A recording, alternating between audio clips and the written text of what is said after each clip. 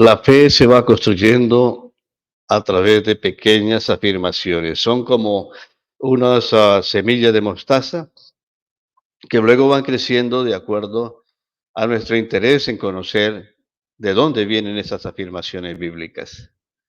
El Dios de los primeros creyentes es el Dios nuestro.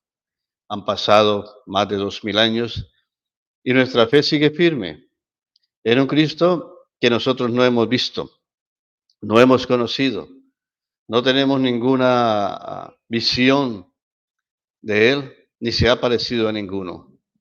Pero seguimos allí creyendo en que ese Cristo es parte de la divinidad monoteísta judía que se ha ampliado después de que Cristo ha venido a enseñarnos quién es el Padre, quién es Él y la acción del Espíritu Santo. Hay una expresión aramea bellísima que revela no solo la resurrección, sino que muestra un poco más allá de la resurrección de Jesús. Es la invocación Maranata, que quiere decir, ven Señor Jesús.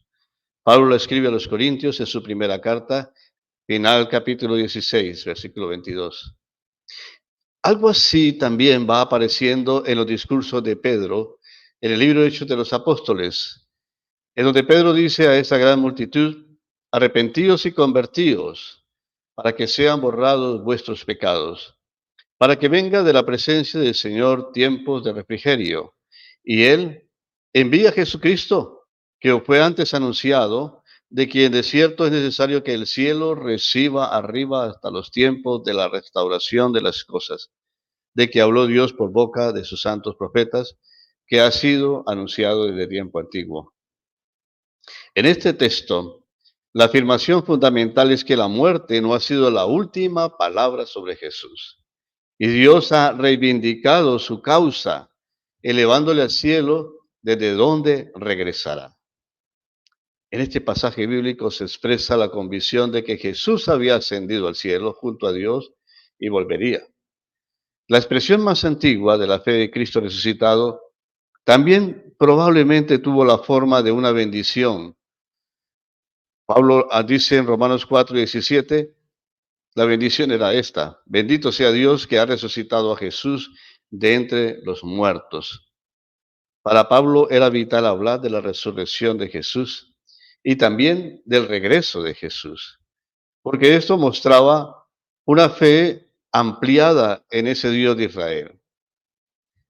El objeto no era tanto la resurrección, ni siquiera la persona de Jesús, sino la potencia de que Dios resucita a los muertos.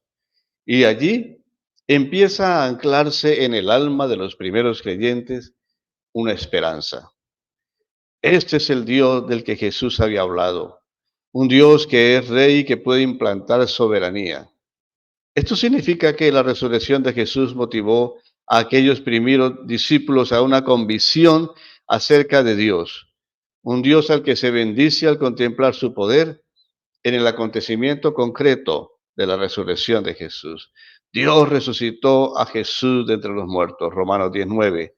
Pero también hay otra fórmula en un pequeño credo, que es que Jesús murió y resucitó. 1 Tesalonicenses 4:14. Esa acción, vista desde los dos ángulos, Dios resucitó a Cristo y la otra acción de Cristo resucitó, murió y resucitó, muestra la identidad de Jesús como parte de la divinidad. Probablemente el credo más antiguo se encuentra en la primera carta a los Corintios, 1 Corintios 15, 3 al 5, y quiero referirme brevemente a este pasaje, porque el pasaje recoge una tradición anterior que al parecer Pablo ha recibido de los apóstoles o de esos creyentes que fueron testigos oculares de la resurrección de Jesús. Así que Pablo usa un término que quiere decir evangelio. El evangelio es la buena noticia que él estaba predicando a la iglesia. ¿En qué consiste el evangelio? Es el evangelio un credo, es la afirmación de la acción de Dios hacia el mundo y hacia los hombres. Os recuerdo, hermanos, dice Pablo, el evangelio que yo les anuncié. Ustedes lo recibieron, ustedes están perseverando. Es el evangelio el que los está salvando. si lo retienen tal y como se les ha anunciado, porque si no lo hacen así, ustedes han creído en vano. Yo les transmití esto, en primer lugar, lo que a mi vez recibí.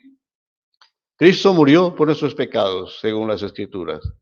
Fue sepultado, resucitó al tercer día, según las Escrituras, y apareció a Pedro.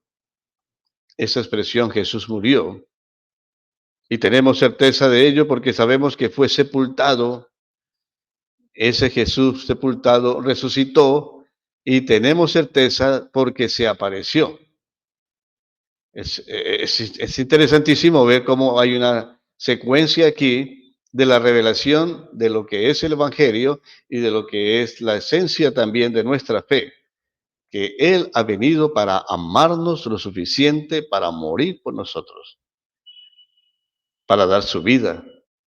Y eso implica la sepultura, que es claramente la muerte de Jesús, y luego la resurrección, y luego la intervención de ese Cristo resucitado para declarar, estoy vivo. Hay un segundo credo que es un poco más personal, bellísimo, y relata el acontecimiento de la identidad de Jesús. Es una expresión de Pablo que es compartida al parecer por los apóstoles.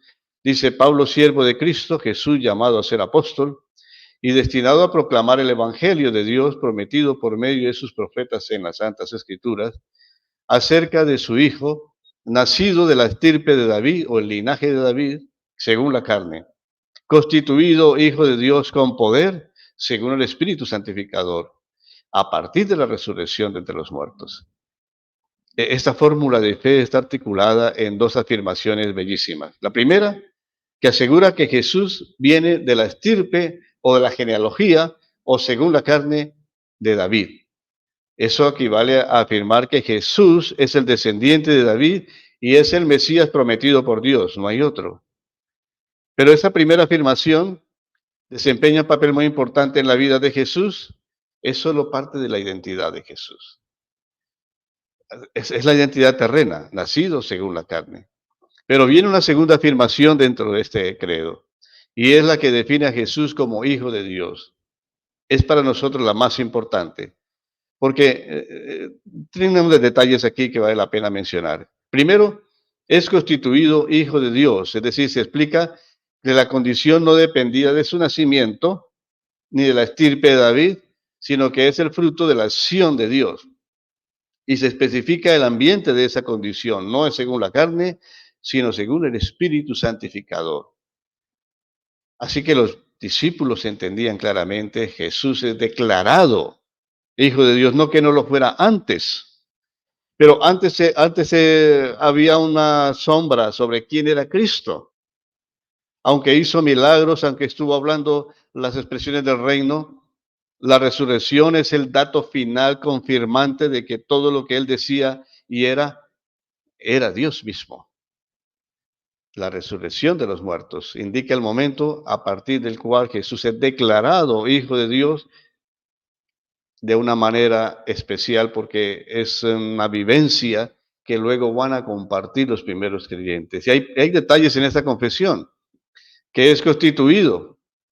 Resalta que Dios estaba afirmando, que Dios estaba en Cristo, que Dios está confirmando, está diciendo, es Él, no es otro.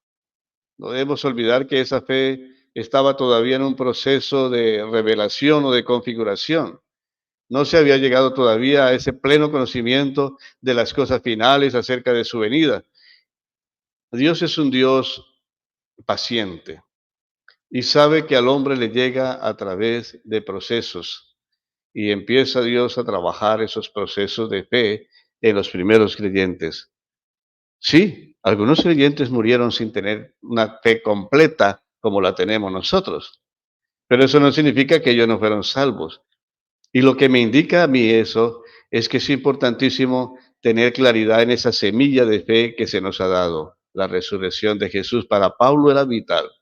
Si Cristo no ha resucitado, nuestra fe es vana. Qué bello es encontrar en las afirmaciones pequeñas que habían en los primeros creyentes la base de nuestra teología y de nuestra doctrina. Y vamos a seguir rastreando poco a poco algunos detalles de la Escritura para entender y comprender cómo se configuraba en la mente de esos primeros creyentes quién era el Dios de Jesús, que es nuestro mismo Dios. Les ha hablado Ricardo Martínez desde la ciudad de Bucaramanga. Gracias por compartir y participar en estos temas. Y bueno, mientras pasa el día, estemos contentos en el Señor.